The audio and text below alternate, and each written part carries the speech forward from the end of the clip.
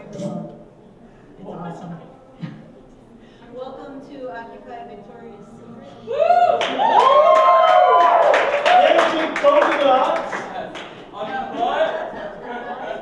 We got creative, we exploded all over. We've got the masking tape on the windows, and we rounded up as many people as we could. Yay, thank you.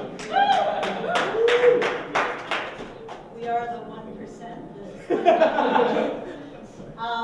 So anyway, I'm excited to be here. I'm excited that we were able to get the space and get ourselves together here and do this.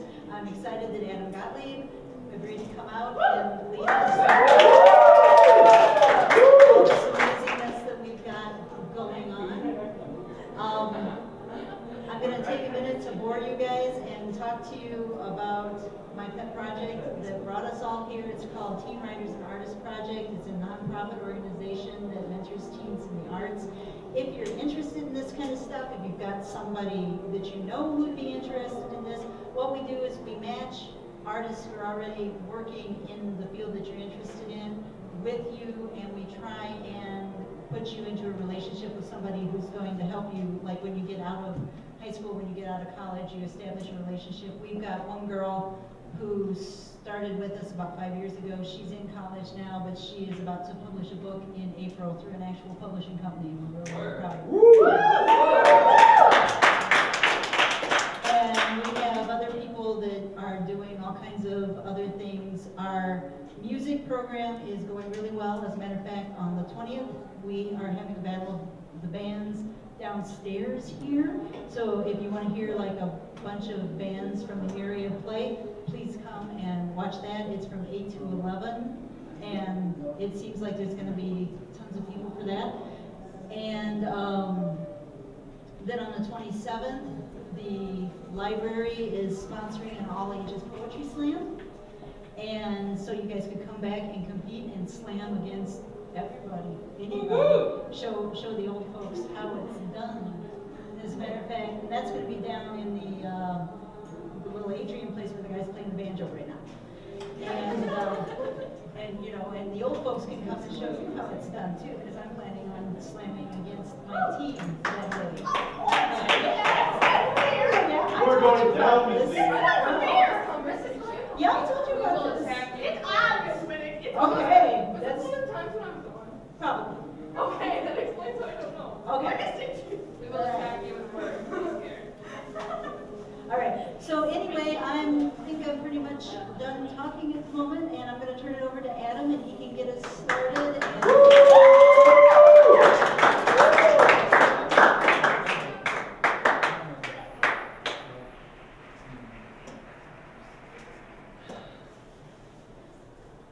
I speak my heartbeat. On your eardrum I drop it. All people are poets, and poets are prophets. When you speak your truth, God's speaking through you. We were made to communicate, and that's what we do. Your voice is your voice, and nobody else can reach for it, teach for it, only yourself. So show what you know that is known just to you. Poet, speak poetry, and know it is true.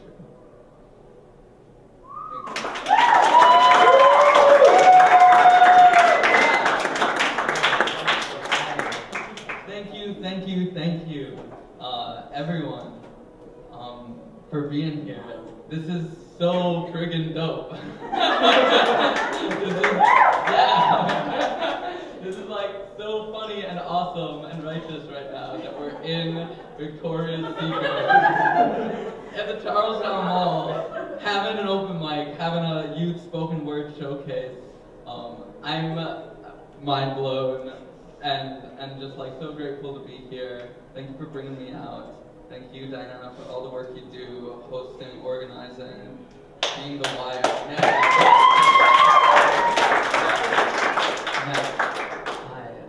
And to Russ and all educators and coaches and yes, all y'all. Thank you.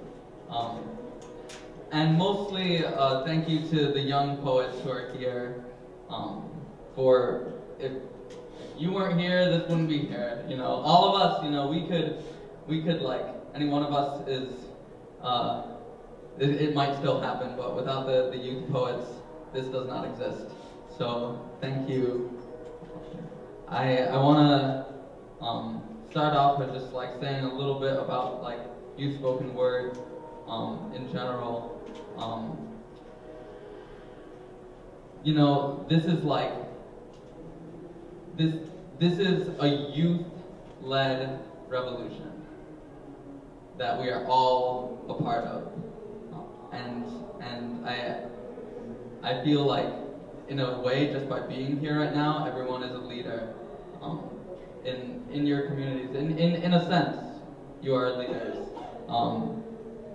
because this revolution, which is happening right here, right now in Victoria's Secret, and also like in schools and classrooms and you know stages and venues across the country and even globally. What's happening is youth are speaking up and demanding to be heard and challenging this old idea that our society has, which is that young people don't have important things to say, don't have real stories to tell, and don't have things to teach their teachers that we can all learn from. And so really at its heart, I feel this is a revolution in the way we think about education that's happening in this country and around the world. Challenging this idea that education is this one-way thing from the teacher to the student. I have the truth and you receive it. To know education is a dialogue between people. And it's about time that we started listening to the youth. And so thank you for being leaders and role models in speaking your truths, speaking your stories, and making adults listen. Yeah.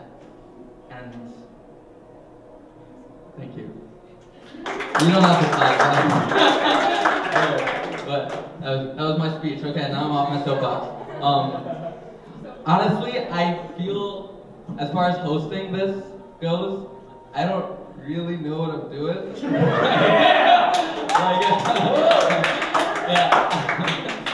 I was just like, you know, invited here, and it's really all about y'all. I am so excited to see what you have to bring. Just hearing some of the practicing that was going on in this other room was like amazing. So I'm just excited to see what everyone brings, and also excited to do my thing a little up here in between, and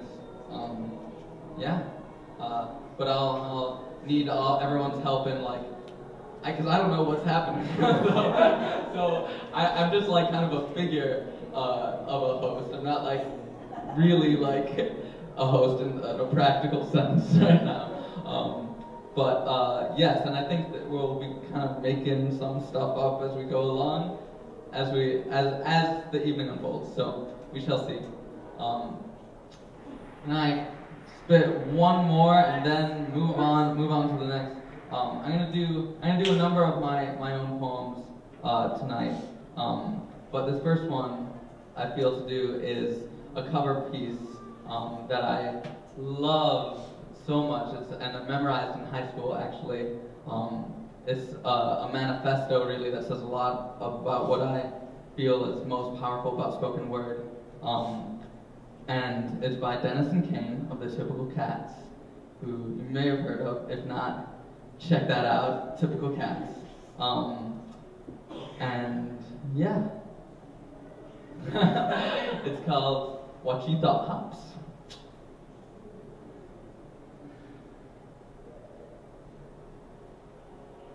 Poetry is the language of imagination. Poetry is the form of positive creation. Difficult, isn't it? The point? You're missing it. Rocking's kind of new to me because my true love is poetry. I don't know what you thought, Hops, but Chief, I've got tall prophecy.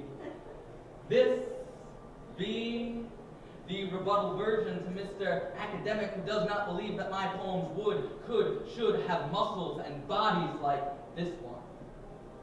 I want my poem to be brazen and long-legged and squash mud under a hard, yellow-heeled, wicked gravity. I wish to leave this lab of brains swishing in jars and write poems that shatter glass with undeniable bodies. I want to be a word that wants to be a sweating brick, so drink that through your pointed teeth and critique it. I want to be the strophe that strokes the ear and salty heaves, a spine that bends and works like the dance you shut the door to be. Listen to me with your hips. Clutch this line in the fleshy grip of bold thighs. Eat through your ears and drink through your pores. And if you see me splashed across a page, know that a leaf is a tongue that you wear to make love to a voice not your own. Eat this poem. Floss with the barbed length of a simile and scrape your tongue across the living verse's bristling skin. My eye is just my eye, I promise. I believe in closure, but not in hospital corners. The way first principles are real but untraceable. See, God is meaning, means becoming, means I knock before I come in.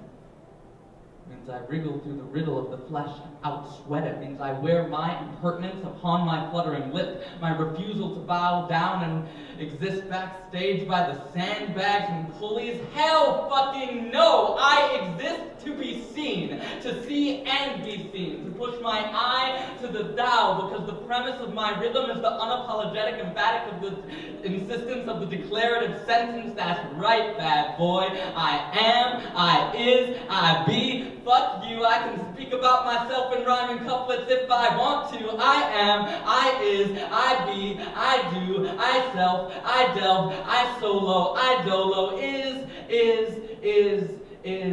I.